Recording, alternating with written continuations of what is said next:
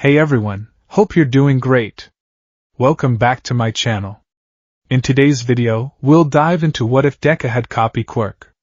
Smash that subscribe button, and be sure to peek at the description below. Let's begin. The world was not built on equality. It was a lesson Izuku Midoriya learned not at the age of 4, but at the precise moment his eyes first locked onto the sparking palms of Katsuki Bakugo. The heat was the first thing he registered.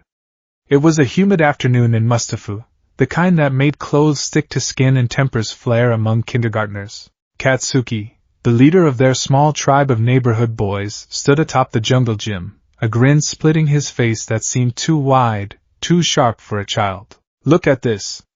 Katsuki shouted, thrusting his hands forward. Pop crackle. Boom. Small, erratic explosions burst from his palms, smelling of burnt sugar and ozone. The other children gasped, oohing and eyeing at the manifestation of a powerful emitter Quirk. It was flashy. It was heroic. It was undeniably Katsuki. Izuku stood at the base of the slide, his green eyes wide, his pupils dilating as they tracked the mechanism of the event. Time seemed to slow. He didn't just see the fire. He saw the way Katsuki's palms glistened with a specific sheen of sweat. He saw the microscopic twitch in the wrist muscles, the ignition point, the chemical reaction of nitroglycerin-like substance meeting kinetic friction. It wasn't magic. It was a formula, and without thinking, without meaning to, Izuku's mind solved the equation. A sensation like cold water rushing through a hot pipe flooded Izuku's veins. It started in the center of his brain, a frantic scratching of a pen on paper, cataloging, filing, and locking into place. It rushed down his neck, into his shoulders, and settled burning in his wrists. Izuku raised his hands. He wanted to be like Kaken. He wanted to be amazing. "Wow, Kaken!" Izuku cheered, his voice trembling with excitement. "That's so cool. It's like this." Izuku thrust his palms forward. Boom. The sound was louder than Katsuki's. The force was unrefined, chaotic. A blast of orange flame and concussive wind erupted from Izuku's tiny hands, knocking him backward into the sand. The recoil sent a shockwave of pain up his forearms, his skin red and stinging, unprepared for the heat. Silence descended on the playground. Smoke drifted from Izuku's hands. Izuku sat up, coughing, a wide, wobbly smile on his face. "I did it! Mom! Kaken! I got my Quirk!" He looked up, expecting to see Katsuki's grin reflecting his own. Instead, he saw a look of pure, unadulterated horror. Katsuki's face had paled, his red eyes wide, shaking not with fear of the explosion, but with a sense of violation. "You!" Katsuki whispered, sliding down the jungle gym. He walked up to Izuku, his hands trembling. "You stole it." "What?" Izuku blinked, clutching his stinging wrists. "No, Kaken, You stole it!" Katsuki screamed, shoving Izuku back into the sand. "That's my Quirk. I'm the one who explodes. Not you. Give it back." "I can't!" Izuku cried, confused and frightened by the sudden aggression. "It just happened." That afternoon, the diagnosis came from Dr. Tsubasa. The doctor sat in his chair, adjusting his thick goggles, looking at the X-rays and the blood work with a fascinated hum. "It's a rare variant," the doctor said, tapping the screen. "Emitter class. We're calling it Archive. The boy doesn't have a power source of his own, Mrs. Midoriya. Instead, his brain processes the quirks of others like data. If he sees it, and if he can understand the fundamental logic behind it, his body mimics the genetic output." Inko Midoriya held Izuku's bandaged hands gently. "So, he can use any quirk?" "Theoretically," the doctor nodded. "But there are limits. His brain seems to have slots, like a computer's RAM. He can currently hold one, maybe two abilities in his short-term memory. And of course, there's the hardware issue." "Hardware?" "His body." The doctor gestured to Izuku's small, scrawny frame. "He copied young Bakugo's explosion, but his skin isn't fireproof. His wrists aren't reinforced to take the recoil. He is a software program running on incompatible hardware. If he copies a quirk that requires a mutation, like wings or extra arms, he'll fail. He can only copy the emission or transformation of energy." The doctor leaned in, looking at Izuku. You're a mirror, kid. You reflect what's around you. But be careful. If you reflect too much light, you might shatter. 10 years later, Aldera Junior High was a place where dreams went to die, usually at the hands of Katsuki Bakugo. The classroom buzzed with the low hum of apathy until the teacher slammed his papers onto the podium. You're all third years now. It's time to think about your futures. But who am I kidding? You're all gunning for the hero course. The class erupted into cheers, a cacophony of minor telekinesis, stretching fingers, and floating pencils. Yes, you all have wonderful quirks, the teacher droned. But no power usage in school. Get a hold of yourselves. Teach, a lazy, arrogant voice cut through the noise. Katsuki Bakugo leaned back in his chair, feet on the desk. Don't lump me in with these extras. They'll be lucky to end up as sidekicks to some D-lister. I'm the real deal. I'm going to UA, the class gasped. UA High. The National Fortress of Heroics. Oh, that's right, the teacher noted, checking his list. Bakugo is aiming for the top. And oh, Midoriya is also applying to UA. The air left the room. Every head turned. They didn't look at Izuku with the pity they reserved for the quirkless. They looked at him with something colder, unease. Distrust. Izuku shrank into his shoulders, hiding his face behind a notebook titled Quirk Archive, Volume 13. Deku, Bakugo growled. Sparks danced on his palms. It hadn't been Deku for defenseless in a long time. It was Deku for data thief. The copycat. The faker. You really think, Bakugo stood up, his chair screeching against the floor, that they'd let a parasite like you into UA? You don't have anything of your own. You're just a cheap bootleg DVD. I am not a parasite, Kaken, Izuku stammered, clutching his notebook. The archive is a valid quirk. The entrance exam says as long as what? Bakugo slammed his hand onto Izuku's desk. Boom. The desk scorched. Izuku flinched, instinctively mentally checking his slots. Slot 1. Kinetic repulsion low grade, copy from a first-year student in the hallway. Allows for pushing objects up to 5 kilograms away. Slot 2. Empty. Slot 3. Empty. He could push Bakugo back. He understood the mechanism of the repulsion quirk perfectly. But if he did, Bakugo would escalate. And Izuku's body couldn't handle a full-blown fight against the explosion quirk. You're nothing but a mirror, Bakugo sneered, smoke curling from his fingers. And a mirror is empty until someone real stands in front of it. Don't make me break you before the exam. The day dragged on. When the final bell rang, Izuku packed his bag quickly, eager to escape. He retrieved his notebook, smoothing out the scorched cover. This book wasn't just hero worship, it was his ammunition. To use archive, he needed to analyze. He needed to know that Kamui woods didn't just generate wood, but manipulated rapid cell division fueled by photosynthesis. He needed to know Mount Lady didn't just grow, but manipulated her mass density. Without the knowledge, the power was locked. He walked out of the school gates, taking the long way home to avoid Bakugo's usual route. He entered a pedestrian underpass, the shadows cool and damp. Empty, Izuku muttered to himself, kicking a stone. Maybe Kaken is right.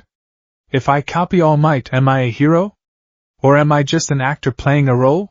A gurgling sound echoed from the sewer grate behind him. A medium-sized invisibility cloak. A wet, sludgy voice hissed. Izuku whipped around. A mass of dark green fluid surged from the drain, rising like a tidal wave of filth. 2 manic yellow eyes floated in the muck. You'll do nicely, kid, Izuku reacted on instinct. He activated slot 1, kinetic repulsion. He thrust his hand forward. An invisible force slammed into the sludge. But the villain wasn't solid. The force merely rippled through the liquid, splashing it harmlessly against the walls before it reformed. Weak! The villain laughed. Fluid mechanics, boy. You can't push water with a hammer. The sludge slammed into Izuku, forcing its way down his throat. It tasted of oil and rot. Izuku clawed at the fluid, panic overriding his analysis. He couldn't breathe. His vision blurred. I'm dying, he thought. I'm dying with a stolen quirk that didn't even work. The edges of his vision went black. He felt the villain trying to invade his body, to wear him like a suit. Then, a metallic clang echoed through the tunnel. Have no fear. The voice was deep, resonant, vibrating in Izuku's very bones. Why? Because I am here. Through the suffocating muck, Izuku saw a blur of blue and red. All Might. The symbol of peace. The villain shrieked, lashing out with tendrils of sludge. All Might ducked under the strike, pulling back a fist that seemed to gather the air itself. Texas. Smash! Izuku's eyes, even as they rolled back in his head, did what they were born to do. They analyzed. He saw the twist of All Might's hip. The planting of the feet. The way the muscle fibers in the hero's arm didn't just contract, but seemingly expanded with an unseen energy stockpile, creating a localized high-pressure system. Stockpile. Release. Wind pressure. Vector control. Archive alert. High-density energy emission detected. Analysis partial. Downloading to slot 2. The punch connected with the air pressure, not the villain directly. The wind blast was catastrophic. The sludge villain was vaporized into droplets instantly. Izuku was blown free, hitting the concrete hard, but he didn't feel the impact of the ground. He felt the screaming agony in his right arm. Kid! Hey, kid! Izuku gasped, air rushing back into his lungs. He opened his eyes. All Might was slapping his cheek lightly. Thank goodness. All Might laughed, his signature smile blinding. You're all right. Apologies for getting you caught up in my justice ing. Izuku scrambled back, clutching his right arm. It was throbbing with a dull, terrifying heat. He looked down. His right forearm was bruised a deep purple, the veins standing out like angry cords. I copied it, Izuku realized with a jolt of horror. I copied the smash. Just the wind pressure part. And just holding it in the slot feels like my bones are grinding together. You're hurt. All Might noticed the arm. Did the villain do that? And no, Izuku squeaked. I'm okay. Just a cramp. Oh my God, you're All Might. Indeed I am. And I must be going. Justice waits for no man. All Might stood up, preparing to leap. Wait. Izuku scrambled up, ignoring the pain in his arm. He grabbed onto All Might's leg just as the hero launched himself into the sky. The wind whipped Izuku's face, distorting his cheeks. Hey! Let go! I love my fans, but this is excessive. All Might shouted over the wind. If I let go, I'll die. Izuku screamed. Oh. Right. They landed on a rooftop overlooking the city. Izuku collapsed, his legs shaking, his right arm feeling heavier than lead. He needed to release the energy in slot 2, but if he used it, he'd blow his arm off. He had to mentally delete it. Delete slot 2. Delete slot 2. It was hard. The more powerful the quirk, the stickier it was in his memory. It was like trying to forget a traumatic event. Slowly, the throbbing faded as he forced the data dump. That was dangerous, kid, All Might scolded. Steam began to rise from his body. I really have to go. Wait!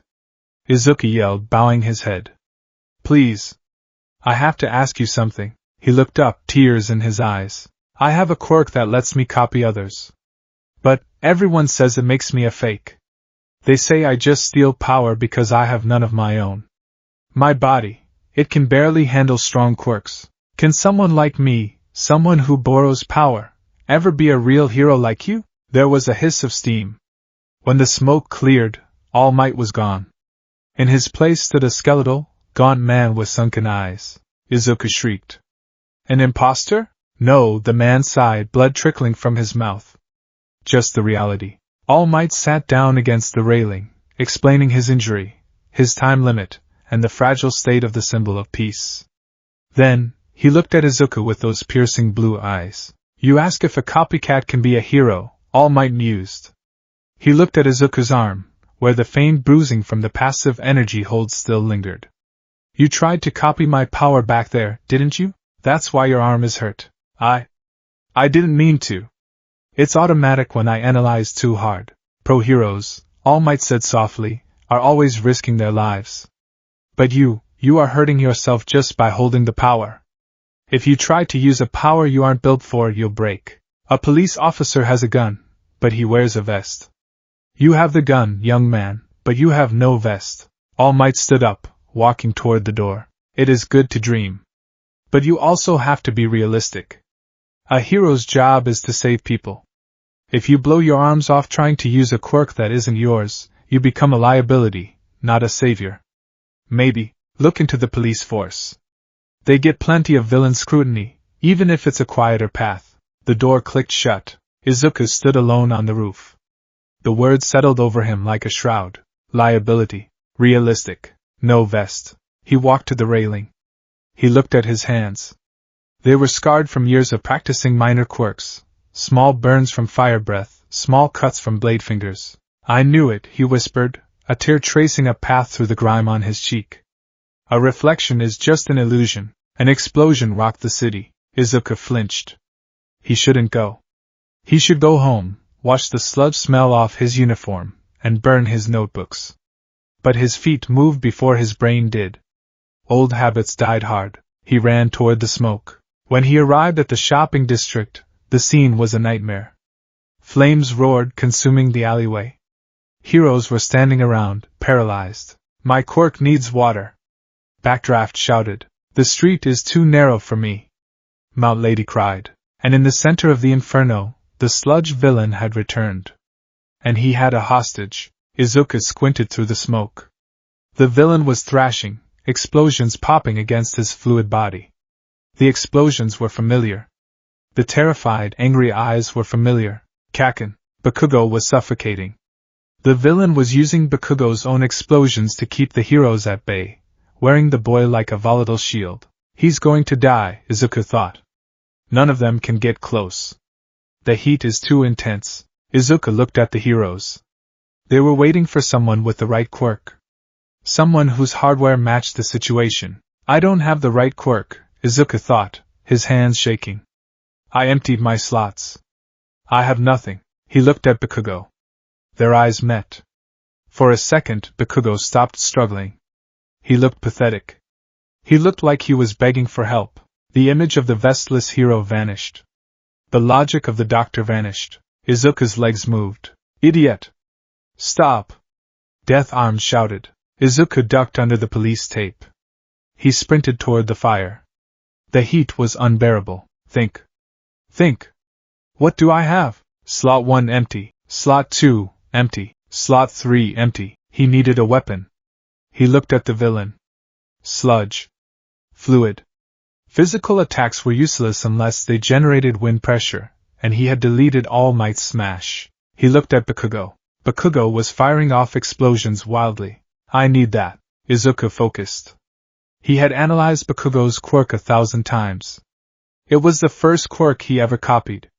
It was the one quirk he knew better than his own heartbeat. Archive, explosion. Source, Katsuki Bakugo. Compatibility, low.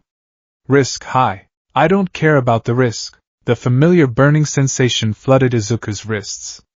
It felt like sticking his hands into boiling water. His sweat glands dilated, forced open by a psychosomatic trigger. Izuku leaped. The villain saw him coming and swung a massive sludge tentacle. Izuku raised his right hand. Get off him! Boom! It wasn't a refined blast like Bakugo's. It was a chaotic, shotgun spray of force. It tore through the sludge tentacle, scattering it. The recoil snapped Izuku's wrist back with a sickening crunch, but the adrenaline masked the pain. He landed in the fire, sliding toward Bakugo. Deku? Bakugo choked, his mouth barely free of the muck. What the hell? I couldn't just watch you die! Izuku screamed. He raised his left hand. The skin was already blistering from the heat of his own copied quirk. The villain roared, reforming over them. You again! I'll crush you both. Izuku looked at Bakugo. Kaken! Fire a blast! Now, don't tell me what to do! Bakugo screamed, but he ignited his palms. Izuku mirrored him. He synced his breathing with Bakugo's. Twin explosion. Now, both boys thrust their hands forward. An explosion of massive proportions erupted. The combined force of the original and the echo created a vacuum. A tornado of fire and pressure. The sludge villain was blown backward, his liquid form scattering into rain. The wind cleared the fires for a brief second. Izuku stood panting, his blazer sleeves burned off, his arms trembling violently, blood dripping from his fingers where the skin had split. He smiled at Bakugo. See? I'm not useless. Then the villain reformed. The scattered droplets rushed back together, looming over them like a tidal wave of death. Izuku had nothing left. His arms were broken. His slots were overheated. He squeezed his eyes shut. I'm sorry, Mom. I really am pathetic. The wind returned. But it wasn't the explosion. All Might appeared between the boys and the villain, his hand gripping the villain's sludge eye. I told you the traits of a great hero, but I failed to live up to them myself. All Might pulled back his fist. He was bleeding, steaming, pushed past his limit. Detroit. Smash! The punch changed the weather. The updraft created rain clouds. The villain was obliterated, smeared across the atmosphere. Izuku was blown back, shielded by Bakugo's body as they tumbled across the pavement. The aftermath was a blur of flashing lights and scolding voices. You moron! Death Arms was shouting at Izuku. You have a suicidal quirk. Look at your arms. You could have gotten yourself killed and the hostage too. Izuku sat on the bumper of an ambulance, a paramedic wrapping his arms in thick bandages. He nodded numbly. I'm sorry. My body moved. Meanwhile, the pros were praising Bakugo. That mental fortitude, and that quirk is flashy. You'll be a great sidekick. Bakugo didn't answer them. He stared at the ground, then at Izuku. His expression was unreadable. As the crowd dispersed, Izuku began the long walk home. His arms were in slings. He felt drained, hollow. He had saved Kaken, but he had proven the Doctor and All Might right. He broke himself to do it. He was a glass cannon with a cracked barrel. Deku! Izuku flinched, turning around. Bakugo was running after him, panting. Kaken? Bakugo stopped a few feet away. He looked at Izuku's bandaged arms. He gritted his teeth, his pride warring with something else. I didn't ask for your help, Bakugo spat. And I didn't need it. I was fine. Don't think just because you copied my quirk that you're better than me. You're still just a damn photocopy. A glitch. He turned around and started stomping away. Then he stopped. But Bakugo didn't look back. You didn't use the other ones. You used mine. TSK. He marched off into the night. Izuku blinked. That was the closest thing to a thank you he would ever get. I am here. All Might slid out from a corner, sliding into a pose before coughing up blood and reverting to his skeletal form. All Might? Izuku yelped. Why are you here? You should be at the hospital. I managed to shake the reporters, the thin man said. Young Midoriya. I have a correction to make. He walked closer, the streetlights casting long shadows. On the roof, I told you that you were a liability. I told you to be realistic. All Might looked at the boy, battered, broken, with a quirk that hurt him more than it hurt his enemies. At the scene, the professionals stood by. I stood by. We thought about logistics. We thought about matchups. But you didn't think. You moved. All Might placed a hand on his chest. Most top heroes have stories from their school days. And most of them have one thing in common. Their bodies moved before they could think. Izuku's breath hitched. Tears welled up in his eyes, hot and fast. You told me your quirk is an archive, All Might said gently. That you are a mirror. That you have nothing of your own. All Might pointed a finger at Izuku. But today, you didn't act like a mirror. A mirror waits for an image to reflect. You created the image yourself. You used the tools you had, even if they broke you, to save a life. Izuku fell to his knees, sobbing.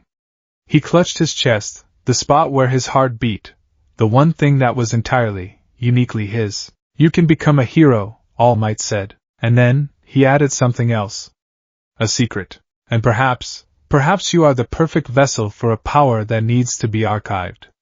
A power that has been passed down, copied from one soul to the next, growing stronger with each reflection. All Might extended a hand. Young Midoriya. My quirk is not a natural mutation. It is a torch, passed from person to person. Its name is one for all. Izuku looked up, snot and tears streaming down his face. And I believe, All Might smiled, that you might be the only one crazy enough to hold it. The smell of rust and salt was For 10 grueling months, the only perfume Izuku Midoriya knew, Dagoba Municipal Beach Park had been transformed.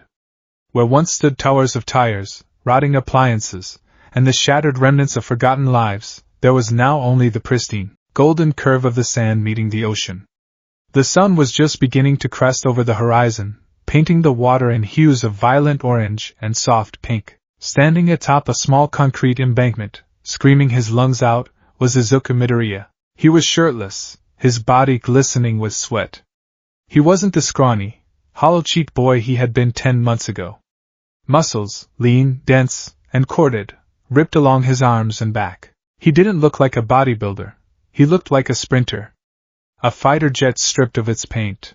Excellent, All Might, in his buff form, landed on the sand with a thud that shook a few stray seashells. He held a bento box in one hand and a stopwatch in the other. You have cleared the entirety of the beach, young Midoriya. And with 3 minutes to spare before the exam registration deadline. Truly, a teenage marvel. Izuku collapsed onto the sand, his chest heaving. I did it. You did, All Might said, deflating into his skeletal form with a hiss of steam. Toshinori Yagi wiped blood from his mouth and looked down at the boy with a solemn pride. But remember, the physical training was only half the battle. How is the archive? Izuku sat up, wincing as he stretched a sore shoulder. He tapped his temple. It's quiet. I've been practicing the flush technique you suggested. Keeping the slots empty to minimize mental strain. Over the last 10 months, they had learned the hard rules of Izuku's quirk. Rule 1. Izuku had 3 active slots.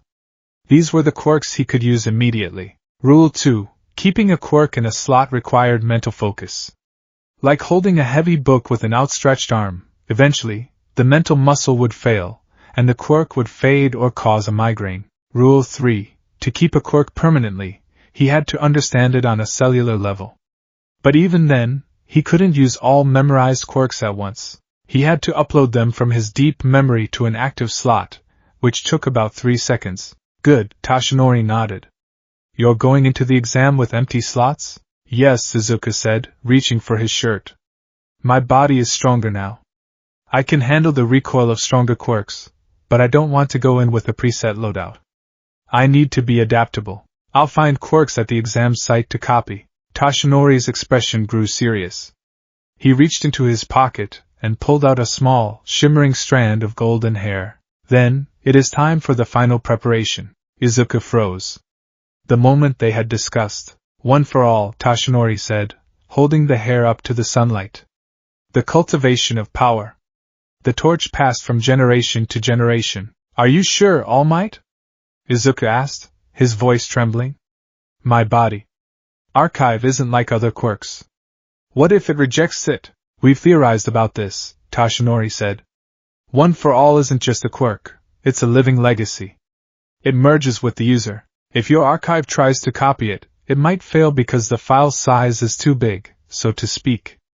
But if you inherit it, it should become the operating system, not just a program. Toshinori thrust the hair forward. Eat this. Izuku stared at the hair. It was anticlimactic. It was gross. It was the most important moment of his life. He took the hair. He swallowed it dry. He waited for power. He waited for lightning to shoot from his eyes. Nothing happened. It takes a few hours to digest and process, Toshinori explained, checking his watch. By the time the practical exam starts, you should feel something. But listen to me, Izuku. Toshinori grabbed Izuku's shoulders, his grip tight. Do not try to use one for all today. What? Izuku blinked. But, you have trained your body, yes? But one for all at 100% will blow your limbs off. We haven't had time to teach you control. If you try to access that power combined with your archive's natural instability, you will die. Today, you pass the exam with your power. With archive. Let one for all settle. Let it install. Izuku nodded, swallowing the lump in his throat. Okay. I'll do it. I'll become a hero with the power I have. The gates of UA High. The campus was massive. It loomed over the city like a fortress of glass and steel, the frantic energy of thousands of teenagers buzzing around its perimeter. Izuku walked through the main archway, clutching the straps of his yellow backpack. His heart was hammering a rhythm against his ribs. Thump thump, glitch glitch. He felt weird. Ever since swallowing the hair, a low-level static had filled the back of his mind. It wasn't occupying a slot. It fell deeper, like a hum in the basement of his brain. System notice. Unidentified energy signature detected. Analysis, impossible. Data too dense. Status pending. He shook his head to clear the mental UI. Focus. Don't let the archive get distracted. Out of my way, Deku. The voice was low, dangerous, and familiar. Izuku froze. Katsuki Bakugo walked past him, hands shoved deep in his pockets. He didn't look at Izuku. He didn't scream. He didn't explode. He just walked with a terrifying, singular focus. Good luck, Kaken, Izuku whispered. Bakugo paused for a fraction of a second, his shoulders tensing, but he didn't turn around. He kept walking. Izuku let out a breath he didn't know he was holding. He took a step forward, tripped over his own foot, and prepared to face plant into the pavement. Reflexes. He tried to activate a quirk to catch himself, but his slots were empty. He braced for impact. He didn't hit the ground. He floated. Whoa! Are you okay? Izuku flailed, swimming in the air, until he was gently set back on his feet.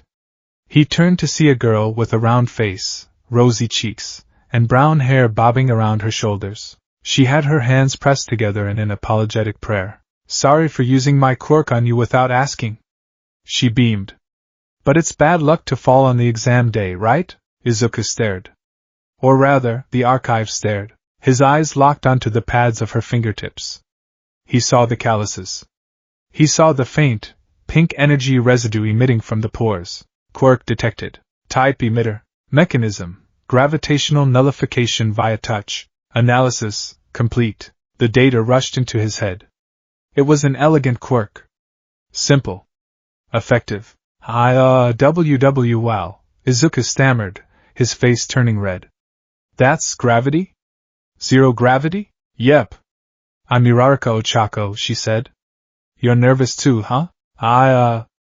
Midoriya, he squeaked. Well, let's do our best, Midoriya-kun. She punched the air and walked off toward the entrance. Izuku stood there, trembling. He had spoken to a girl. And more importantly, Slot 1, zero gravity pending download? He hesitated. It was a good quirk. Great for rescue. But it had zero offensive capability. If he filled the slot now, he might regret it later. Save it, he told himself. Keep it in the short-term buffer. Don't lock it in yet. The orientation. Present mic was loud. Everybody say hey. Silence. Izuku sat in the auditorium, muttering under his breath as Mike explained the rules. 3 types of robots. Points based on difficulty. So it's a mob-style tactical scenario, Izuku mumbled, his pen flying across his notebook. Urban terrain means mobility is key. Destructive power is preferred, but precision might yield better net scores if the robots have weak points. Excuse me. A tall boy with glasses and blue hair stood up in the middle of the auditorium, pointing a rigid hand at Present Mike. May I ask a question? The handout clearly lists 4 types of villains, not 3. If this is a mistake, it is a shameful error for a prestigious school like UA. And you, the boy whipped around, pointing a finger directly at Izuku, the curly-haired student. You've been muttering this whole time. It's distracting. If you're here to take a tour, you should leave immediately. Every eye in the hall turned to Izuku. He shrank into his seat, murmuring a quiet sorry, but his eyes didn't look down. They looked at the boy's legs. Under the trousers, Izuku could see the unnatural bulk of the calves. He saw the exhaust pipes protruding from the skin. Quirk detected. Type, mutant/transformation hybrid. Mechanism, internal combustion engine. Analysis, complex. Recoil, high heat. Engines, Izuku thought. Speed. Torque. That's a high-term mobility quirk. Okay, calm down. Examinee 7111, Present Mike waved his hand. The 4th robot is a zero-pointer. Think of it like a gimmick. A hazard. There's no point in fighting it, so just run away. Run away, Izuku noted. Standard video game obstacle logic. Battle Center B. The bus ride was tense. Izuku sat squeezed between a boy with a tail and a guy who looked like a rock. He was vibrating with anxiety. When they arrived at the battle center, Izuku's jaw dropped. It was a city. A full-scale, urban metropolis replica. "This is insane," he whispered. He looked around the crowd. He saw Uraraka taking deep breaths. He saw the boy with glasses, Ida, stretching his legs. He saw a boy with a sparkly cape, Aoyama, checking his reflection in a window. Izuku checked his internal status. Slot 1 empty, slot 2 empty, slot 3 empty. He was going in naked. And start. Present mixed voice boomed from the observation tower. The other students hesitated. "What's wrong? There are no countdowns in real battles." "Run! Run!" The crowd surged forward. Izuku was nearly trampled. He stumbled, righted himself, and sprinted into the city. "I need a quirk. I need a quirk right now." He turned a corner and skidded to a halt. A one-pointer, a robot the size of a motorcycle on treads, rolled out, its red eye glowing. "Target acquired," the robot droned. It lunged. Izuku dodged, rolling over the asphalt. He scrambled backward. He had nothing. He couldn't punch through metal with bare hands. Think. Who is nearby? A beam of blue light shrieked through the air, punching a hole clean through the robot's chest. The machine exploded. "Merci!" Yuga Oyama stood atop a lamppost, posing. A belt around his waist shimmered. Izuku's eyes widened. He tracked the light. He tracked the source. Analysis, naval laser. Conversion of bioluminescence to kinetic beam. Source, naval. Download complete. Slot 1, naval laser active. Izuku felt a sudden, sharp cramp in his gut. It felt like he had eaten bad sushi. The recoil, he realized. It causes intestinal distress. Another robot, a two-pointer looking like a giant scorpion, rounded the corner. It raised its tail to strike. Izuku planted his feet. He grabbed his stomach, aimed his navel, and shouted, "Take this!" A beam of sparkling blue light erupted from his stomach. It wasn't as refined as Aoyama's. It was wider, jagged, and wild. It slammed into the robot, blowing its head clean off. The recoil knocked Izuku onto his butt. He groaned, clutching his stomach. "Oh God! I'm going to throw up." 1 down. 2 points. He scrambled up. He needed to move. The laser was good for range, but he was a sitting duck while firing. A blur of blue and white shot past him. Vroom. It was Ida.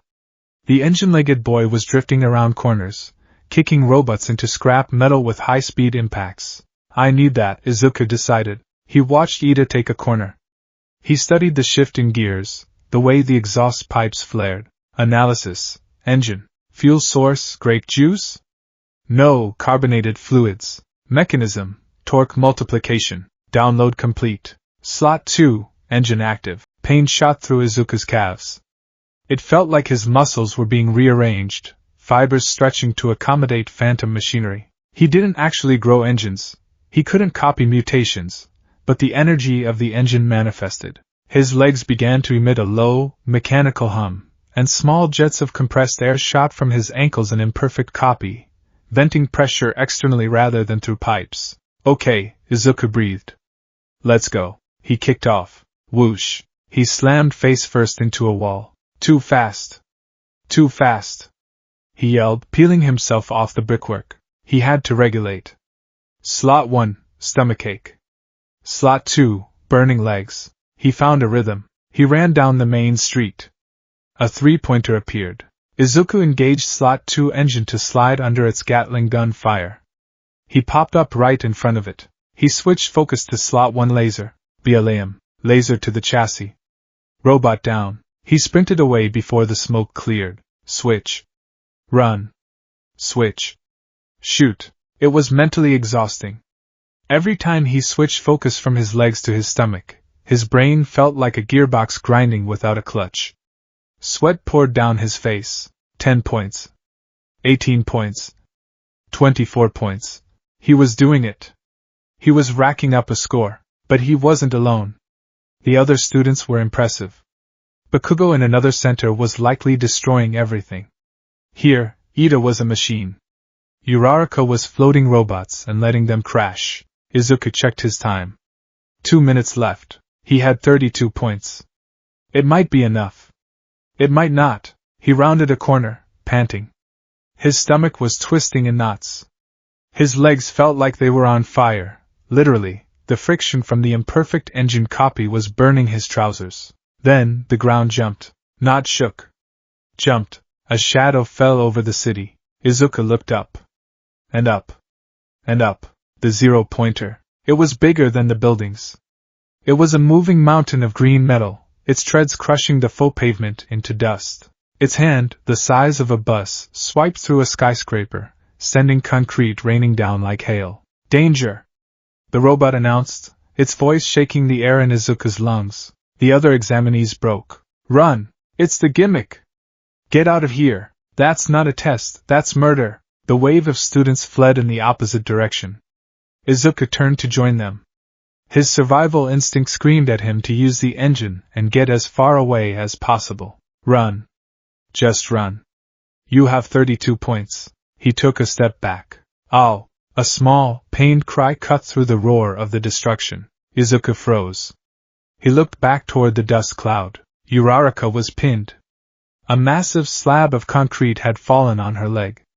She was struggling, her face pale, looking up at the tread of the 0-pointer that was slowly, inevitably descending toward her. The other students were gone. Izuku didn't think about points. He didn't think about Yue.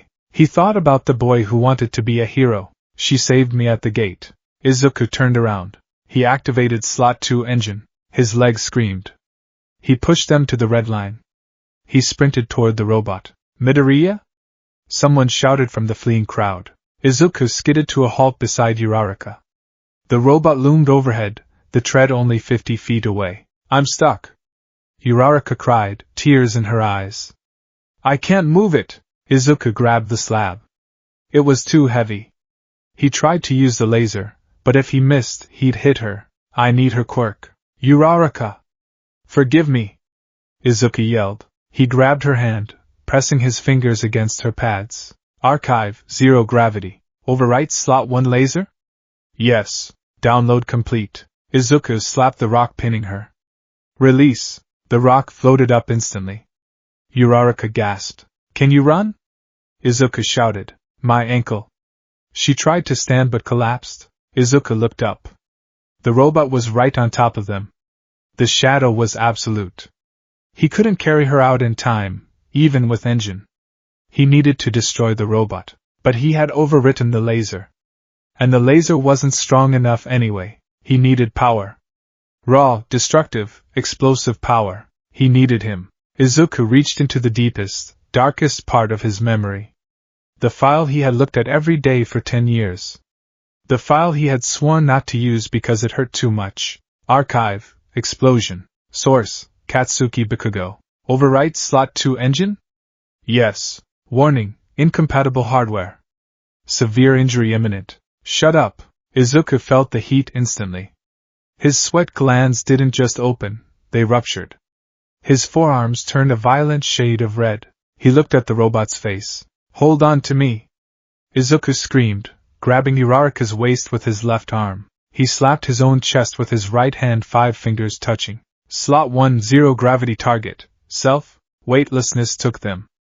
They drifted off the ground. Now, he was a floating object. He aimed his right palm downward behind him. Slot 2, explosion. Die. He unconsciously mimicked Bakugo's battle cry. Boom. It wasn't a pop. It was a detonation.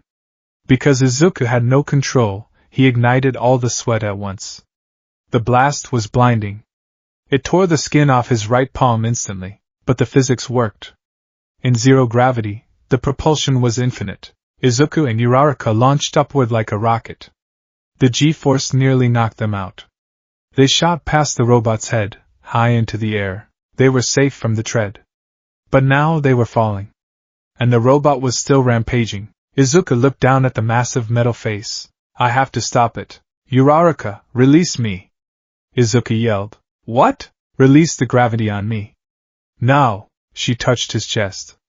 Release. Gravity returned. Izuku stopped floating and began to plummet.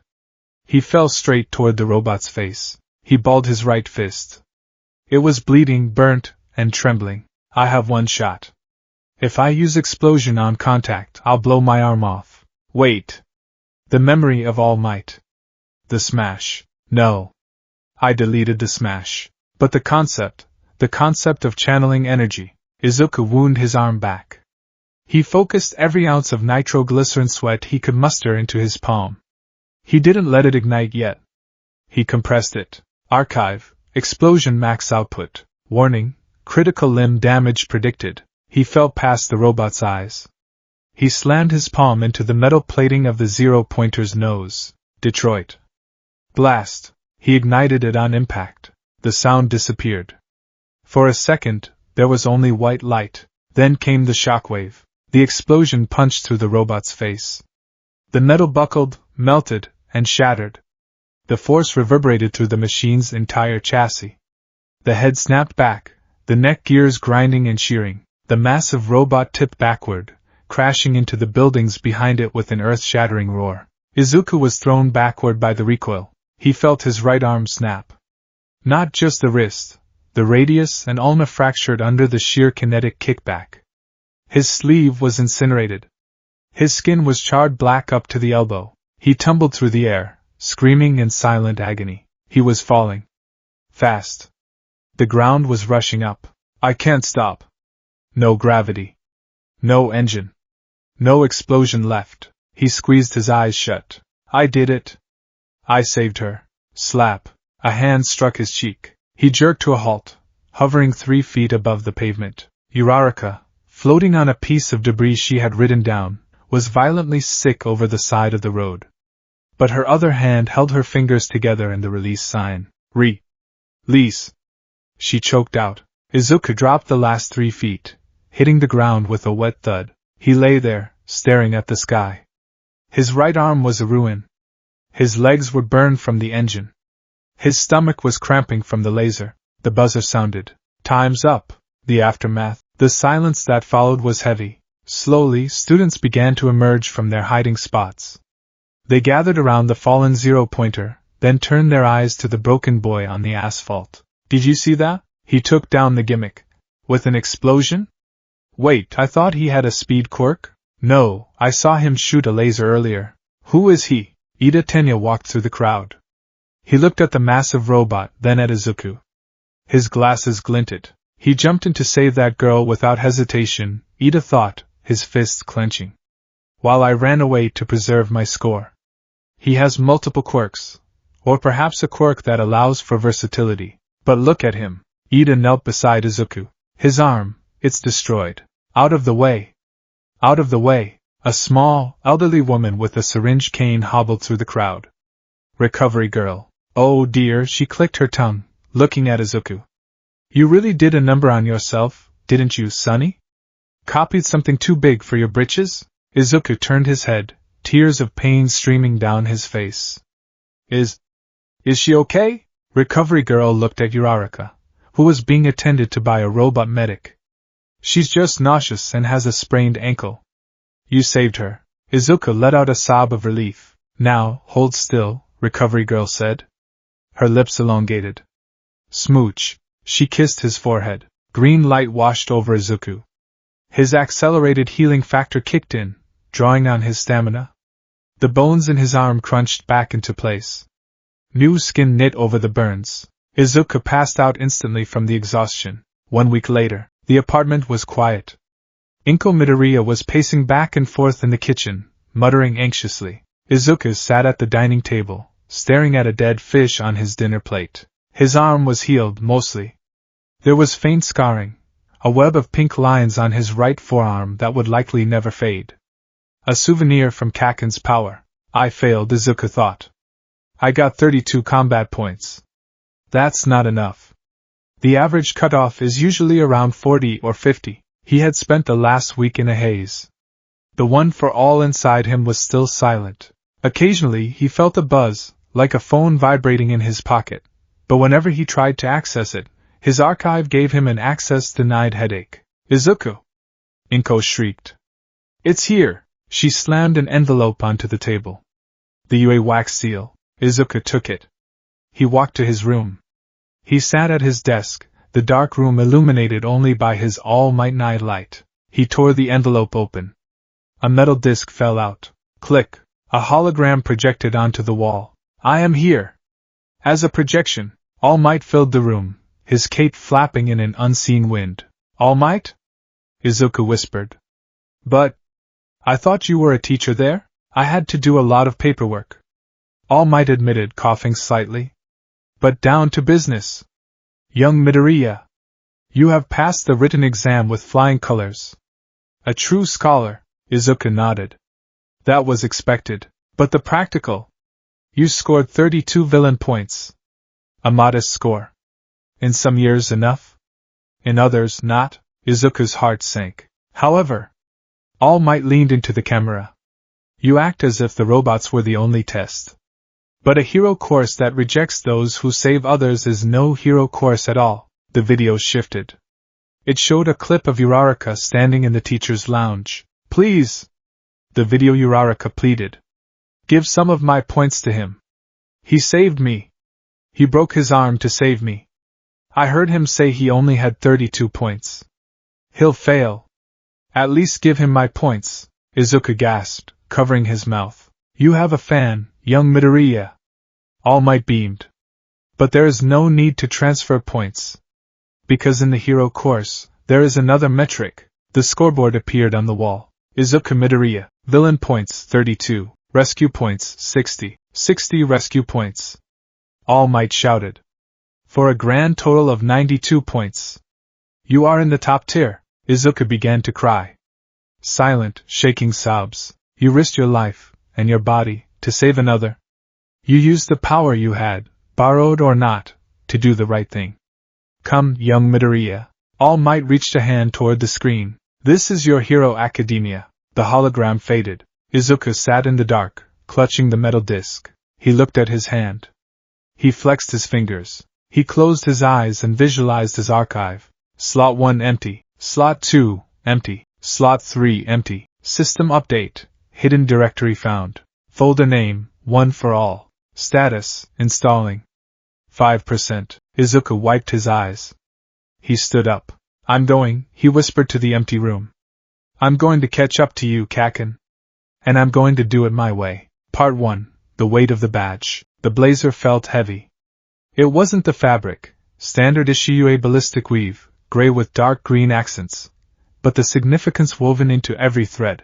Izuku Midoriya stood in front of the bathroom mirror in his apartment, his hands gripping the porcelain sink until his knuckles turned white. He stared at his reflection. The boy looking back was different from the one who had cried in this same room 10 months ago. His jawline was sharper. His shoulders filled out the uniform, but the eyes, green, wide, and vibrating with a perpetual, analytical anxiety, remained the same. In the corner of his vision, a translucent, mental overlay flickered.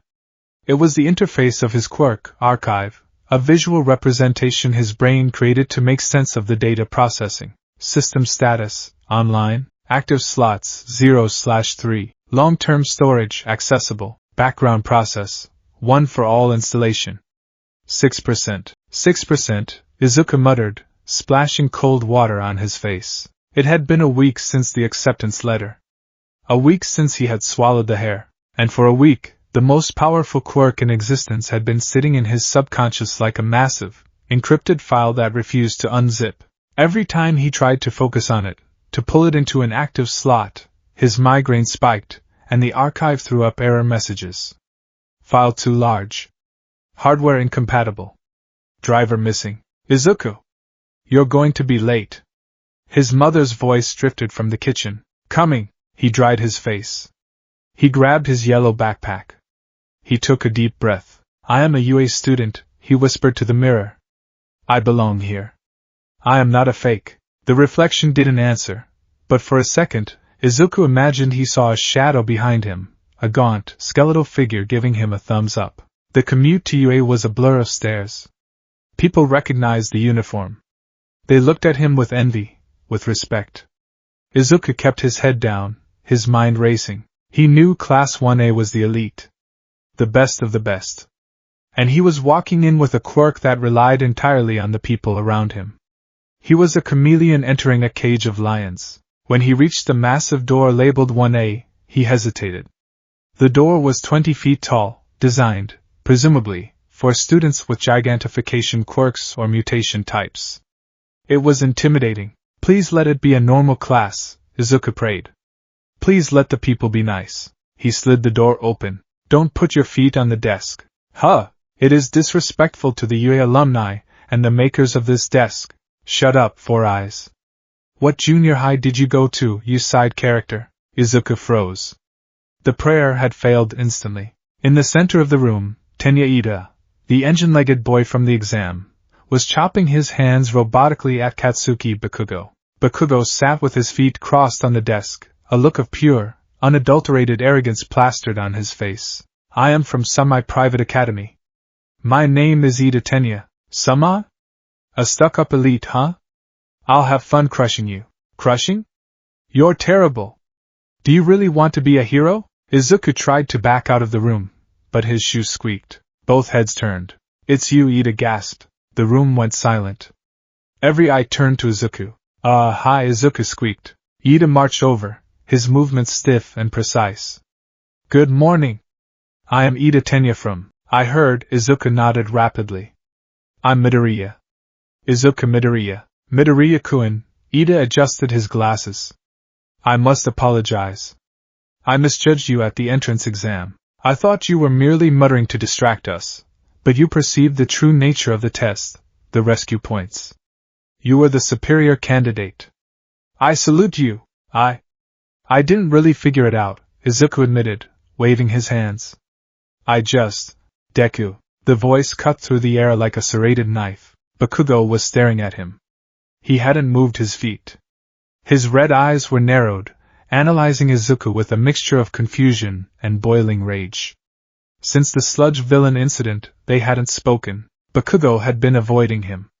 But now, trapped in the same room, the tension was palpable. You made it, Bakugo said, his voice low. With that cheap trick of yours. It's not a trick, Kaken, Izuku said, trying to keep his voice steady. He remembered All Might's words. You are not a mirror. You are the image. It's my quirk. Humph. Bakugo looked away. Don't get in my way, nerd. I'm aiming for number 1. You're just a stepping stone. Oh. It's the plain-looking boy. Izuku turned to see Uraraka beaming at him. You got in. I was so worried about your arm. Is it okay? Yeah. Izuku flexed his hand. Recovery girl is amazing. And thanks for speaking up for me at the... If you're here to make friends, pack up and leave. The voice came from the floor. Izuku looked down. Lying in a yellow sleeping bag, looking like a discarded caterpillar, was a man with messy black hair, bloodshot eyes, and a scarf made of gray cloth. He sucked on a jelly pouch with dead-eyed exhaustion. This is the hero course, the man mumbled, unzipping the bag and standing up. He looked like a homeless person, but Izuku's analysis brain kicked in instantly. Analysis. Pro-hero Eraserhead. Real name, Shota Aizawa. Quirk, Erasure.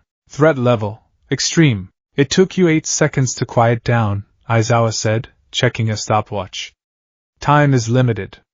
You kids aren't rational enough. He reached into his sleeping bag and pulled out a stack of blue gym uniforms. I'm your homeroom teacher, Aizawa Shota. Put these on and meet me on the grounds. We're doing a quirk apprehension test. Part 2, the locker room friction. The boys' locker room was filled with the sound of rustling fabric and awkward silence. The students of Class 1A were sizing each other up. There was a guy with red spiky hair, Kirishima, showing off his hardening skin. There was a small boy with purple balls on his head, Mineta, drooling over nothing. There was a boy with dual-colored hair, Todoroki, who radiated a cold distance. Izuku changed quickly, keeping his back to the wall. He had scars, burn marks from practicing fire quirks, cuts from wind quirks, and the fresh, pink web on his arm from the zero-pointer. Hey, Midoriya, right? Kirishima asked, grinning. That was crazy at the entrance exam. You blew that robot's face off. What's your quirk? Is it super strength? Izuku pulled his gym shirt on. Not exactly. It's complicated. It's called Archive. I can copy other people's quirks if I understand them. The room went quiet. Copy? Kirishima blinked. Whoa. That's manly. So you can do anything? Only for a short time, Izuku explained, feeling the familiar prickle of anxiety. And I have a limit on how many I can hold. So you're a thief. Bakugo slammed his locker shut. The metal groaned under his grip. He turned around, shirtless, revealing a physique built for combat. He doesn't have power, Bakugo spat, addressing the room but staring at Izuku. He just leeches off people who actually work for it. He's a blank slate. A faker. That's a bit harsh, isn't it? A blonde boy with a black lightning streak, Kaminari said nervously. I mean, copying is a skill too. Shut up, Bakugo growled. He walked up to Izuku, towering over him. Listen here, Deku. You might have fooled the teachers, and you might have tricked All Might, but you don't fool me. You used my explosion to pass that exam. I did. Izuku held his ground, though his knees shook. Because it was the strongest thing I had. Because it was amazing. Bakugo flinched. The compliment seemed to annoy him more than an insult. Don't use it again, Bakugo hissed. Get your own identity.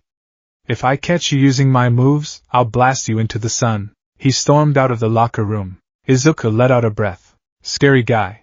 A boy with elbows like tape dispensers, Zero noted. You guys know each other? Yeah, Izuku sighed, tying his shoes. Since we were babies. He's intense. He's right though, Izuku thought as he followed them out. I need an identity. I can't just be a compilation of everyone else's greatest hits. Part 3, the assessment. The P grounds were vast, an open expanse of dirt and track under the bright blue sky. Aizawa stood with his hands in his pockets, looking bored. A test? Uraraka chirped. But what about the entrance ceremony? The guidance counselor meeting? If you're going to be a hero, you don't have time for such leisurely events, Aizawa deadpanned. UA's selling point is freedom of style. That applies to the teachers as well. He looked over the class with a sharp, predatory gaze. Softball throw. Standing long jump. 50-meter dash. Endurance running.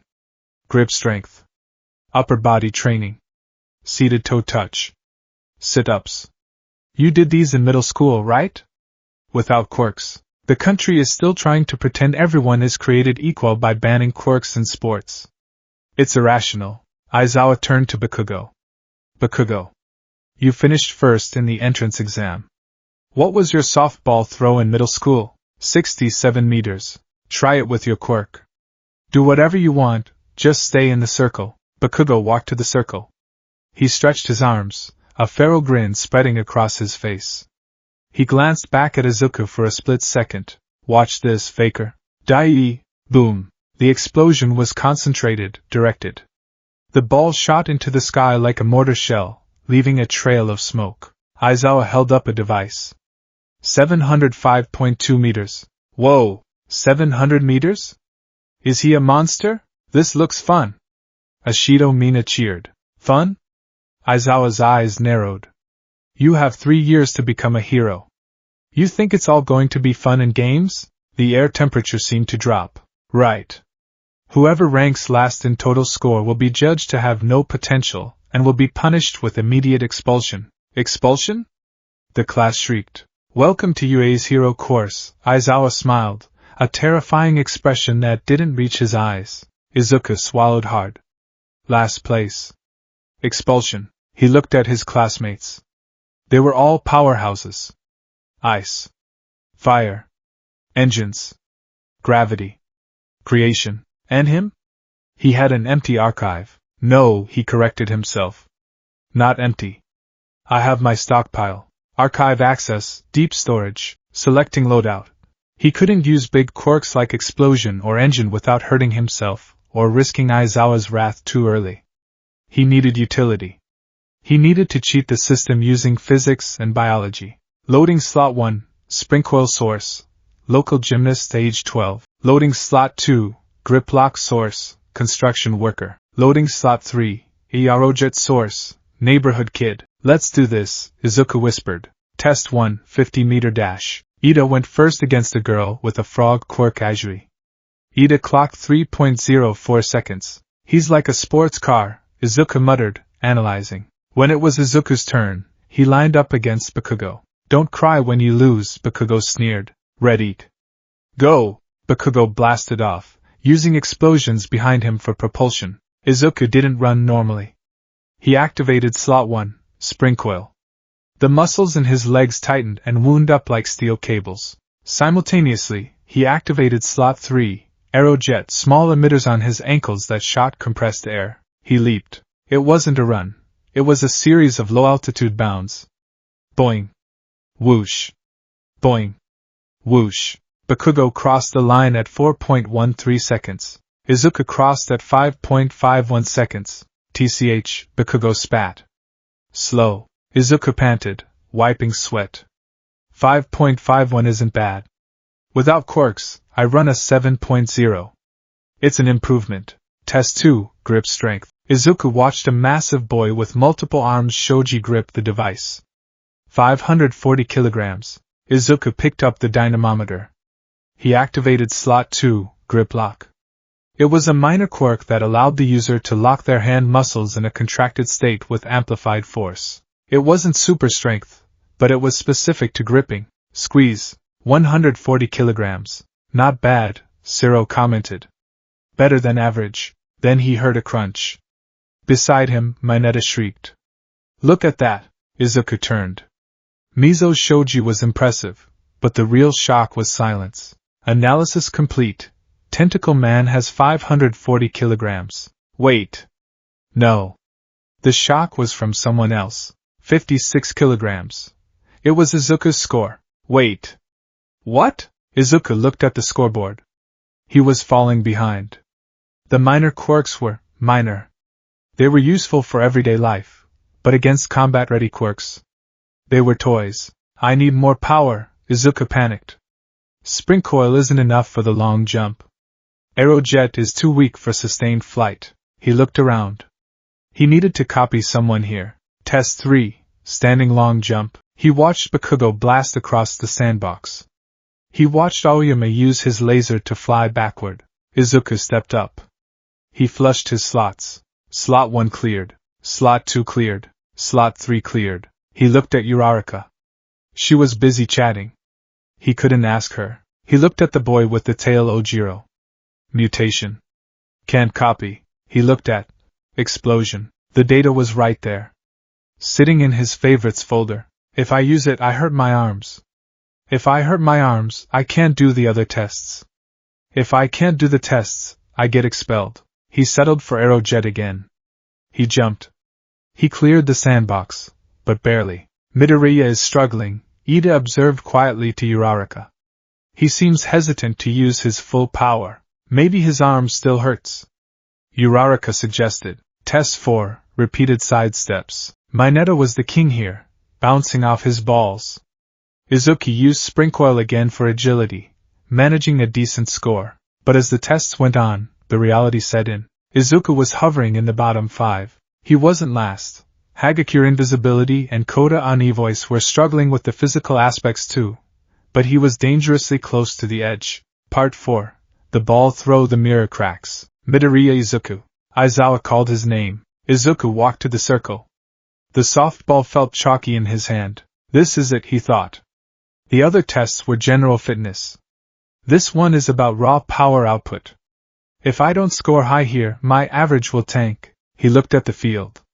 700 meters was the benchmark. He needed something massive. He closed his eyes. Archive search. Option A, explosion. Risk, arm fracture. Result, 700 m. Option B, one for all. Risk, death/limb loss. Result, infinity. Option C. He didn't have option C. I have to use one for all, the intrusive thought came. Just a finger. Like All Might said? Focus the power into the tip of the finger, at the last second. One for all, 6% installed. Warning, system unstable. Hurry up, Aizawa called. Izuku took a breath. He wound up. I'll do it. I'll use the smash. He channeled the power. He felt the red veins of one for all course through his arm. The hum in his head turned into a roar.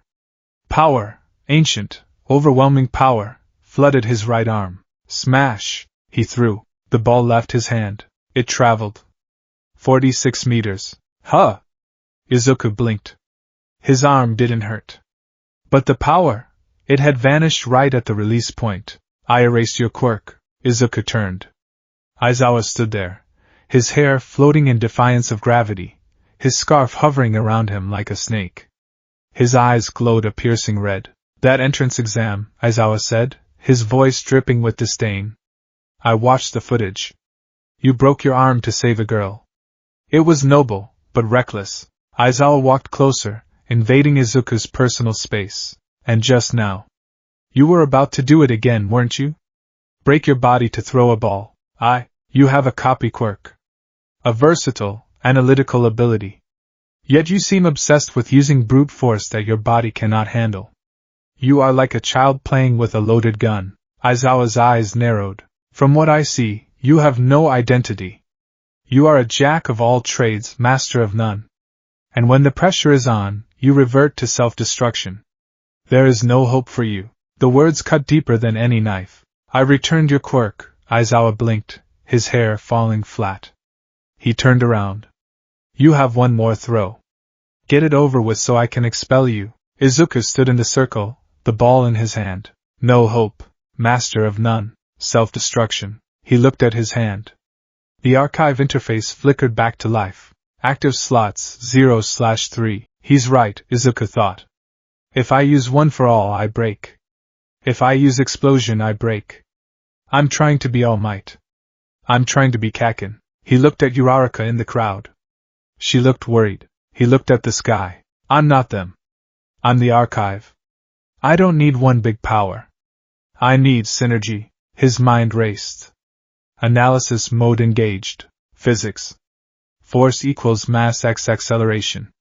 If I can't increase the force without breaking my arm, I need to decrease the mass or increase the acceleration through external means. He looked at Uraraka again. Slot 10 gravity cached. He looked at his trash folder, the minor quirks he deemed useless for combat. Slot 2, Gale Lung. Source, his father, Hisashi Midoriya. Fire breath. But Izuku had copied a variation from a distant relative that was just air breath. High-capacity lungs that could expel air at high velocity. Not a storm, just a strong breeze. Zero gravity makes the ball weightless. Gale Lung provides propulsion without recoil. But Gale Lung was weak. It wouldn't send the ball 700 meters. Unless... He looked at the boy with the tape elbows. Zero. Slot 3, gyrospin. Wait, no? Zero is tape. But who was spinning? A kid from the general studies entrance he passed. A minor telekinetic spin. Too complicated. Stick to what you know. He looked at Bakugo. Explosion is just rapid expansion of gas. Izuku smiled. A frantic, desperate smile. Sir, Izuku said. I'm not done. Aizawa stopped walking. Ho? Izuku stood in the circle. Loading slot 1, 0 gravity. Loading slot 2, Gale Lung. He held the ball. He tapped it with 5 fingers. The ball glowed pink. Weightless. He wound up his arm. But he didn't throw it like a baseball. He held it close to his mouth. He took a deep breath, filling his magically enhanced lungs to their absolute limit. His chest expanded unnaturally. He threw the ball gently into the air. As it floated in front of his face, he released the breath. Hush! It wasn't a scream. It was a concentrated jet of air, compressed through pursed lips. The weightless ball caught the stream. Because it had zero mass, the air resistance was the only factor, but the propulsion was pure. It shot forward like a bullet, but that wouldn't be enough for 700 meters. The air stream would dissipate. Izuku needed a second stage. As the ball flew away, he frantically flushed slot 2. Loading slot 2, kinetic repulsion low grade. He thrust his hand forward at the distant ball. Push. It was a weak quirk. It could barely push a chair. But pushing a weightless object? The ball accelerated again. It sailed. And sailed. And sailed. It disappeared into the clouds. Izuku dropped his hand. He was panting. He hadn't broken a bone. He hadn't used one for all. He hadn't used explosion. He had used a combination of a girl he just met, his father's weak breath, and a random hallway quirk. Beep. Aizawa looked at the device. He stared at it for a long second. He showed the screen to the class. Infinity. It kept going, Aizawa muttered. Zero gravity. Clever. Izuku clenched his fist. The skin was intact. Teacher! Izuku shouted, tears stinging his eyes. I'm still standing. Aizawa's lips curled into a wide, creepy grin. So you are. Part 5, The Fallout. The silence was shattered by a roar. DKU! Bakugo launched himself from the group. Explosions popped in his palms. He was a missile of pure rage. What was that? You used Round Face's quirk. And that weird breathing crap. You didn't tell me you could mix them. Explain yourself, you damn nerd. Izuku flinched, raising his arms in defense. Keikaken!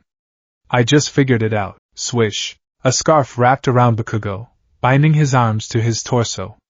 The explosions died instantly. G.U.H. Bakugo struggled. What is this cloth? It's strong. It's a capture weapon made of carbon fiber and a special metal alloy, Aizawa said, his eyes glowing red again. And don't make me use my quirk so much. I have dry eye. He released Bakugo. We're wasting time.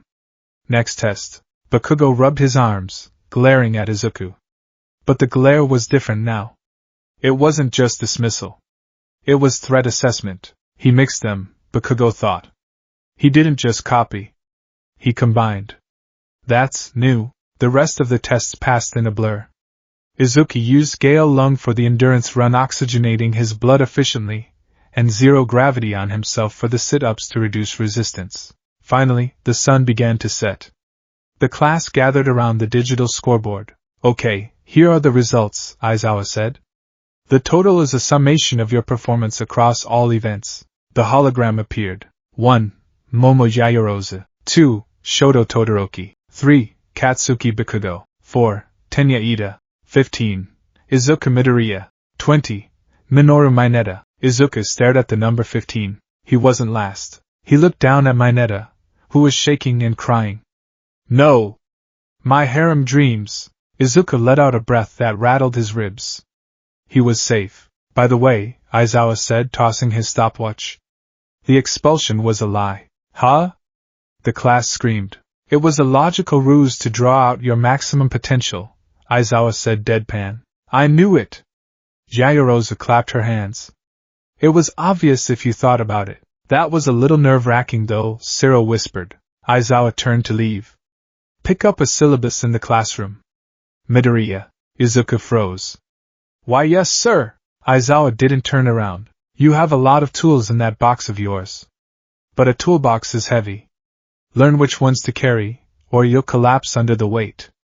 And fix your output. Relying on zero recoil implies cowardice. Relying on total destruction implies recklessness. Find the middle ground. Yes sir. Part 6. The Way Home. The sun cast long shadows as Izuku walked out of the school gates. He was exhausted. His brain felt like mush from the constant downloading and deleting of quirks. Midoriya! Ida ran up to him. That was an impressive showing. Using Uraraka's quirk combined with wind pressure to achieve infinite distance. I see I have much to learn about flexibility. Hey! Wait for me. Uraraka jogged up, still in her uniform. You guys are fast. Midoriya! That was so cool. My quirk. I never thought about using it like a cannon. Oh, Uraraka-san, Izuku blushed. I'm sorry I used it without asking properly again. It's fine. She laughed. It felt like we did it together. We're a team. A team, Izuku repeated. Decoy, a voice grumbled. They turned. Bakugo was walking past them. He stopped. He didn't turn his head. You're not a hero yet, Deku, Bakugo said.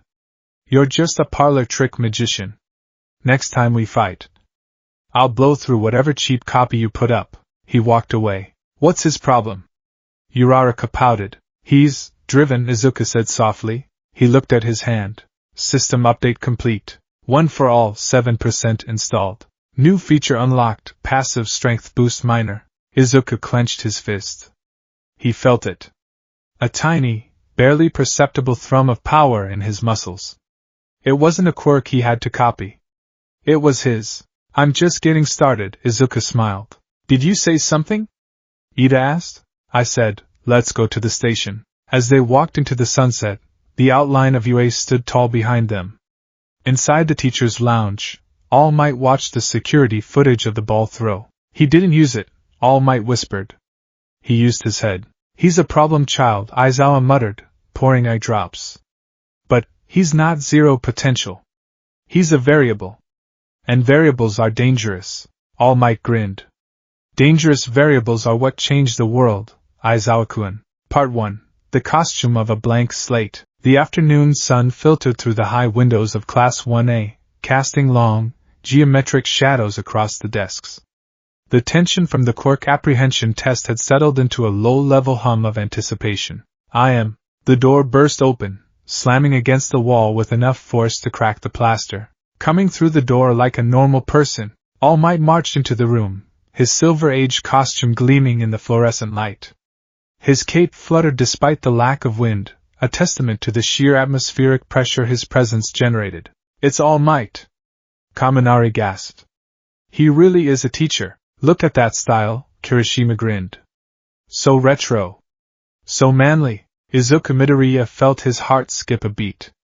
Even after knowing the secret, the skeletal man, the blood, the time limit, the sight of the hero form still sent a jolt of pure adrenaline through his veins. Foundational Hero Studies. All Might boomed, marching to the podium. For this class, we'll be building your hero foundation through various trials. Let's jump right in with this. He held up a card with the word battle emblazoned on it. The battle trial, battle. Bakugo's voice was a low growl from the seat in front of Izuku. Izuku could see the muscles in Bakugo's neck tense. And to go with that, you'll need these. All Might pressed a button, and the wall lined with numbered shelves slid open. Costumes made based on your quirk registrations and requests you sent in before school started. The class erupted into cheers. Get changed and meet me at ground beta. All Might pointed a finger at the class, his smile blinding. Remember, from today on, you are heroes. The locker room was a chaotic storm of fabric and excitement. Izuku opened his case, staring at the dark green material inside. His costume request had been difficult. Most heroes designed their suits around their specific quirks. Bakugo had grenade gauntlets to store nitroglycerin. Ida had armor to reduce wind resistance. Aoyama had lenses to focus his laser. But Izuku? He was the archive. He was a variable. He pulled on the jumpsuit. It was a sturdy, ballistic weave, colored a deep teal green. It was reinforced at the joints, knees, elbows, and shoulders, with impact-absorbing pads. He strapped on a utility belt containing basic first aid supplies, capture tape, and several empty pouches. But the most important part was the bracers. He tightened the metal support braces around his forearms. They were designed to compress his wrists and redirect shockwaves. They were a band-aid solution to his biggest problem, recoil. He pulled on his respirator mask, a nod to his father's fire breath and the hazardous fumes he often copied, and looked in the mirror. The mask covered his mouth. The hood covered his hair. He looked like a green shadow. A blank canvas. Midoriya, that looks practical, Ida said, stepping into view. He looked like a futuristic knight, his armor gleaming white. Thanks, Ida-kun, Izuku mumbled. Yours looks amazing. Very aerodynamic. It is designed for maximum efficiency. Ida chopped his hand. Hey, where's Bakugo? Kirishima asked, adjusting his gear. He left already, Zero noted. He seemed focused. Izuku swallowed hard. He adjusted his gloves. Focus, he told himself. Don't let him get in your head. Part 2, The Lottery of Fate. Ground Beta was another simulated city, a labyrinth of concrete and glass. All Might stood at the entrance, looking over his students with pride. Looking good, embryos. He laughed. Now, for the rules. He explained the scenario. Villains guarding a nuclear weapon indoors. Heroes attempting to infiltrate and secure it. It was a classic setup, designed to test close-quarters combat and environmental awareness. Teams will be decided by lots. Izuku held his breath, as All Might drew the balls from the box. Team A, Izuku Midoriya and Ochako Uraraka. Yay! Uraraka cheered, bouncing over in her pink and black space suit. We're a team again, Deku-kun. Let's do our best. Izuku smiled, relief washing over him. Uraraka was versatile. Her zero gravity was one of the few quirks he had decent compatibility with, thanks to the ball throw test. Team D, Katsuki Bakugo and Tenya Ida. The air in Izuku's lungs turned to ice. He looked across the crowd. Bakugo stood alone, his massive grenade gauntlets looking like cannons. When his name was called, he didn't look at All Might. He slowly turned his head, locking eyes with Izuku. His expression wasn't angry. It was cold. Predatory. The first match will be. All Might reached into 2 boxes. Team A are the heroes. Team D are the villains, of course. It had to be. Everyone else, head to the monitoring room. As the class cleared out, Bakugo walked past Izuku. He stopped for a fraction of a second, his voice a whisper only Izuku could hear. I'm going to expose you. Izuku shivered. Deku-kun? Uraraka touched his shoulder. Are you okay? You're shaking. I'm fine, Izuku lied, checking his mental dashboard. System status. Archive online. Active slots 0/3. Stockpiled quirks available. He had emptied his slots after the fitness test to recover mentally. Now, he was going into battle against the most aggressive combatant he knew. Uraraka-san, Izuku said, his voice serious. We need a plan. Kaken. Bakugo. He's going to come for me. He won't care about the bomb. He just wants to beat me. He's that fixated? Uraraka asked, worried. Yeah. He thinks I'm a thief. A fake. Izuku clenched his fists. I need to ask you something. Can I keep a copy of your quirk in my buffer? Just in case? Of course. Uraraka held out her hand. Take it. Izuku touched her fingertips. Downloading, 0 gravity. Slot 1 0 gravity standby. And Izuku took a deep breath. I need to prepare for the worst. He closed his eyes. He visualized the file. The burning, volatile data that he kept locked away in a folder marked danger. Loading slot 2, explosion source K, Bakugo. Warning, recoil dampeners recommended. Heat flooded his wrists. His sweat glands began to tingle. Okay, Izuku opened his eyes. Let's go. Part 3, The Hunter and the Mirror. The building was a 5-story concrete shell. The interior was dim, smelling of dust and stale air. Start. All Might's voice crackled over the PA system. Izuku and Uraraka entered through a 2nd-story window. They moved silently down the hallway, checking corners, Izuku whispered. He was analyzing everything. The width of the corridor narrow, bad for large explosions, good for focused blasts. The material of the floor concrete, shrapnel hazard. Midoriya-kun, Uraraka whispered. You're muttering. Sorry. Force of habit. They reached a stairwell. If I were Kaken, where would I be? Bakugo wasn't a camper. Ida would stay with the bomb, likely on the top floor to force the heroes to climb. Bakugo would be hunting. Get back! Izuku shouted, shoving Uraraka. Boom! The wall next to them disintegrated. A blast of orange fire and smoke filled the hallway. Izuku tumbled backward, coughing. Out of the smoke stepped a nightmare. Bakugo stood there, smoke curling from his gauntlet. He didn't look frantic. He looked calm, which was infinitely more terrifying. Found you, Bakugo said. Uraraka, go! Izuku yelled, scrambling to his feet. Go to the weapon. I'll hold him off. But, go! He won't chase you. Uraraka hesitated, then nodded. She touched herself, floating, and kicked off the wall, soaring over Bakugo's head toward the stairs. Bakugo didn't even look at her. His eyes were glued to Izuku. Running away again, Deku? Bakugo stepped forward. Sparks danced in his palms. Or are you going to try and use my power against me? I'm not running, Izuku said, raising his fists. The green bracers glinted in the dim light. Good. Bakugo lunged. He was fast. Faster than in middle school. He used a small explosion behind him to propel himself forward.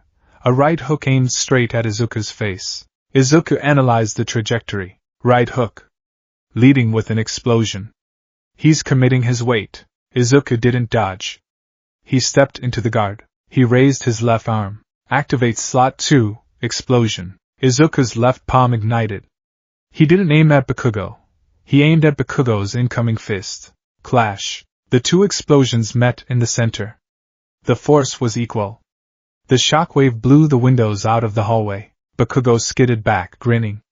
Not bad. You've been practicing. Izuku didn't grin. He clutched his left wrist.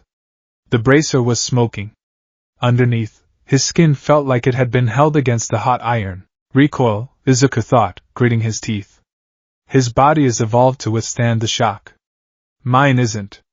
Every clash hurts me more than it hurts him. What's the matter? Bakugo taunted. Wrists hurt?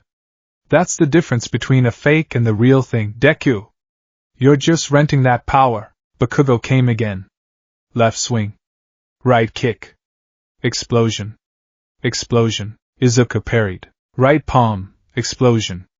Pain. Duck. Left palm. Explosion. Pain. He was being pushed back. The hallway was getting destroyed. Why won't you use your own quirk? Bakugo screamed, firing a massive blast that scorched Izuku's cheek. Oh, that's right. You don't have one. Archive is my quirk. Izuku yelled back. He saw an opening. Bakugo swung wide. Izuku didn't explode this time. He ducked under the arm. He grabbed Bakugo's right wrist with his left hand. Activate slot 1, 0 gravity. Bakugo's eyes widened as his footing vanished. He floated inches off the ground. You floating bastard! Bakugo twisted in the air, firing an explosion behind him to correct his momentum. He spun like a top, kicking Izuku in the chest. Izuku flew backward, slamming into a concrete pillar.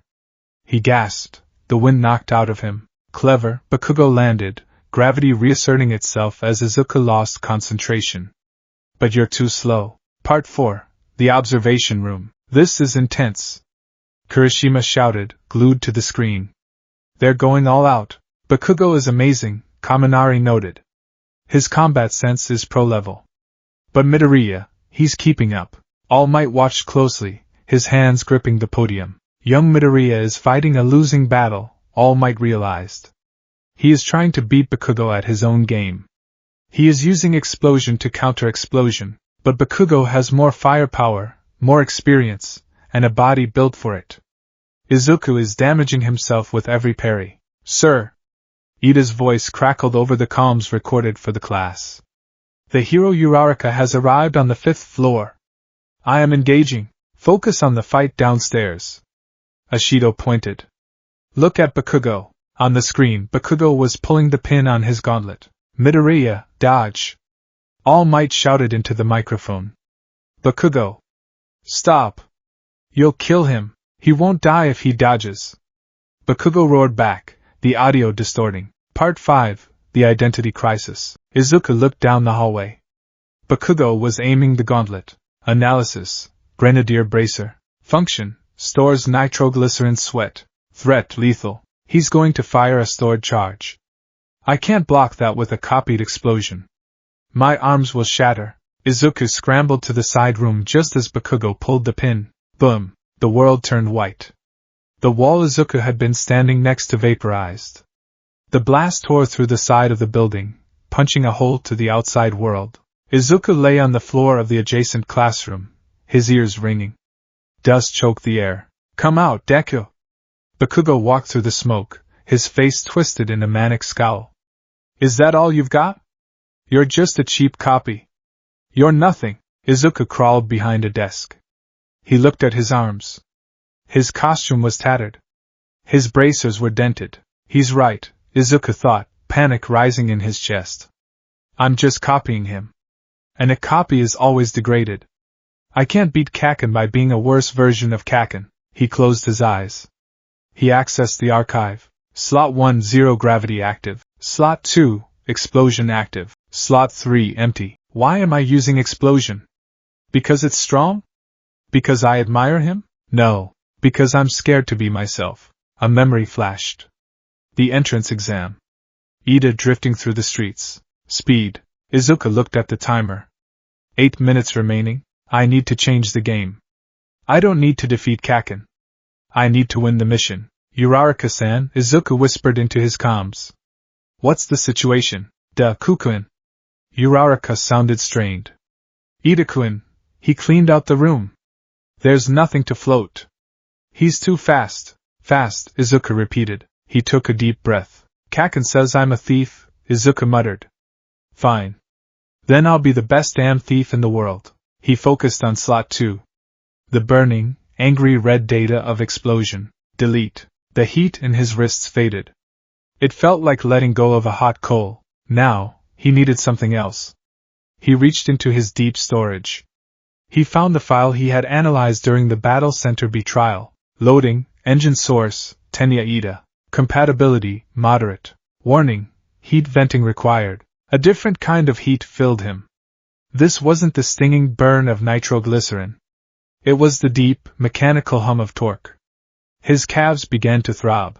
The muscles in his legs twitched, trying to simulate the pistons of the Ida family. Steam began to rise from his legs, venting through the fabric of his suit. Found you! Bakugo blasted the desk away. Izuku stood up.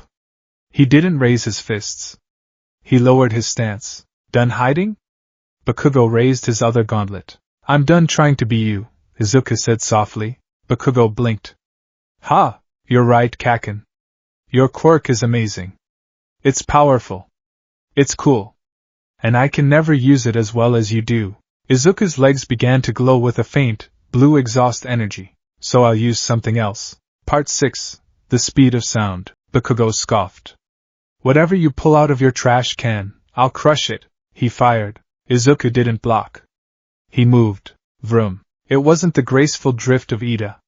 It was violent, unchecked acceleration. Izuku vanished from Bakugo's sight. What? Bakugo spun around. Izuku was already behind him, bouncing off the back wall. My legs feel like they're tearing apart, Izuku grimaced. I don't have engines. I'm forcing my muscles to act like pistons. He was a blur of green. He ricocheted off the floor, the ceiling, the walls. Stop buzzing around like a damn fly. Bakugo fired wildly. Explosions pockmarked the room, but Izuku was too fast. Uraraka! Now! Izuku shouted into the comms. Roger! Upstairs, Uraraka grabbed a pillar she had managed to break loose thanks to the structural damage Bakugo caused. She hugged it. Home run comet! She swung the floating pillar. Downstairs, Izuku saw Bakugo turn toward him. Caught you! Bakugo predicted Izuku's path. He aimed a blast right where Izuku was going to land. Izuku didn't land. Activate slot 1, 0 gravity target, self. He tapped his chest. Weightlessness. Izuku's momentum carried him forward, but without friction or gravity to pull him down, his trajectory changed instantly. He soared over the explosion, spinning in the air. He was directly above Bakugo. What? Bakugo looked up. Izuku cancelled gravity on himself. Activate slot 2, engine max torque. He fell. He added the engine power to the gravity drop. He came down like a meteor, but he didn't aim for Bakugo. He aimed for the floor. Smash! He slammed his heel into the concrete. The combined force of the accelerated drop and the engine torque shattered the floor. The ceiling of the room collapsed. But more importantly, the shockwave traveled up. The floor beneath Ida and the weapon cracked. What is happening? Ida shouted as the floor buckled. He lost his balance, stumbling away from the weapon. Uraraka! Got it! Uraraka Dove. She hugged the papier-mâché nuclear core. Hero team wins! All Might's voice boomed. Part 7. The Silence. The dust settled. Izuku lay on the rubble of the 3rd floor. His legs were smoking. His trousers were burned away at the calves, revealing skin that was red and blistered from the heat venting. He panted, staring at the ceiling. I won? DKU. The rubble shifted. Bakugo climbed out of the hole. He looked uninjured, but his face was a mask of absolute disbelief. He walked over to Izuku. He grabbed Izuku's collar and hoisted him up. You! Bakugo's voice cracked. You didn't use my quirk at the end. You used Four Eyes speed. And round faces floating. Yeah, Izuku wheezed, dangling in Bakugo's grip. I told you. I'm not you. Bakugo stared at him. His hands were shaking. For years, Bakugo had feared that Izuku would look down on him. That Izuku was hiding something. When he saw the copy Quirk, he thought Izuku was mocking him, stealing his identity to prove he could do it better. But Izuku hadn't done that. Izuku had discarded Bakugo's power to win. He had looked at Explosion, the thing Bakugo prided himself on above all else, and decided it wasn't good enough for the situation. That hurt more than any punch. "You bastard," Bakugo whispered. He shoved Izuku back onto the debris. He turned and walked away. His shoulders were slumped. The usual arrogance was gone, replaced by a dark, brooding silence. "Kaken." Izuku reached out, but his hand fell. "Midoriya!" Uraraka came sliding down the debris pile. "We did it!" "Oh my gosh, your legs!" "I'm okay," Izuku smiled weakly. "Just overheated." Part 8, the review. The class gathered back at the monitoring room. The atmosphere was subdued. "Well," All Might coughed, trying to bring the energy back. "That was certainly destructive. Who can tell me who the MVP of this match was?" "I can, sir." Momo Yayorozu raised her hand. "Go ahead, young Yayorozu." "It was Ida," she stated calmly. "Eh?" Ida blinked. "Me?" "Yes," Momo nodded. Bakugo acted on personal grudges and abandoned the objective. He caused excessive property damage. Midoriya's plan was reckless and resulted in significant self-injury, similar to his entrance exam performance.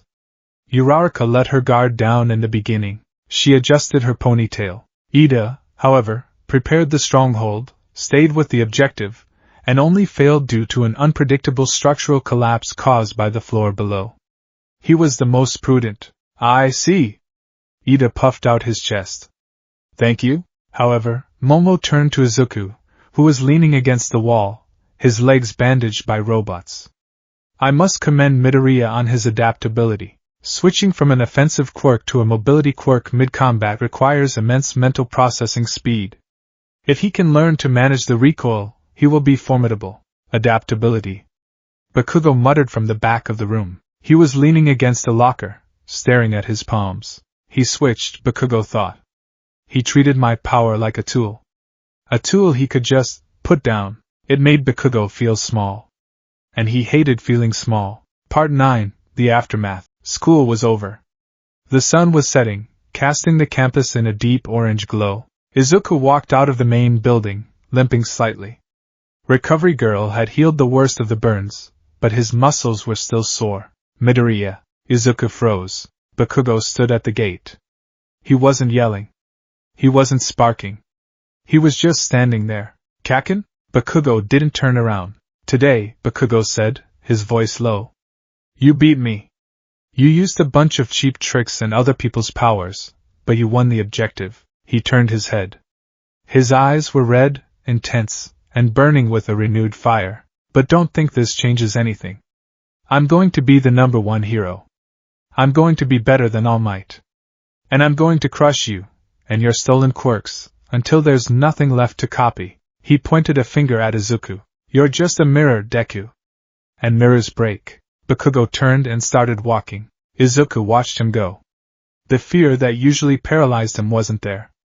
Instead, he felt a strange sense of clarity. "I'm not just a mirror, Kaken," Izuku whispered to himself. He looked at his hand. The archive hummed. System notice, engine Ida data retained. System notice, explosion Bakugo data retained. System notice, zero gravity Uraraka data retained. "I'm the archive," Izuku said, clenching his fist. "And I'm going to remember everything." From the shadows of the school building, a small, rat-like figure watched them. "Interesting," Principal Niza mused, sipping tea. "A quirk that learns. A boy who breaks. And a rival who pushes him. This year's 1A is going to be chaotic." As Izuku walked home, he didn't notice the hooded figure watching him from the alleyway across the street. A figure with blue hair and a scratching habit. He was fast. Shigaraki scratched his neck. "Cheater," he cheated. "Sensei will be interested in this,"